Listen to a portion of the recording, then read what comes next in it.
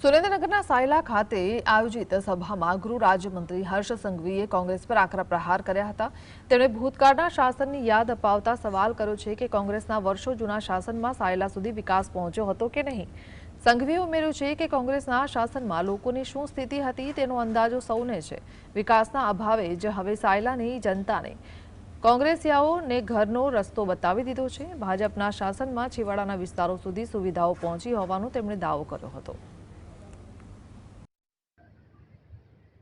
कांग्रेसના શાસનમાં કેટલાય વર્ષ વીતી ગયા પણ સાયલા તક વિકાસ ક્યારેય પહોંચેલો ખરી? આ વિકાસ ક્યારે આવ્યો? આ ભાજપના આવી ત્યાર સુધી સાયલા તક પહોંચવા માટેના રસ્તા યા કોંગ્રેસીઓએ જાણી જોઈને નહીં બનાવેલા।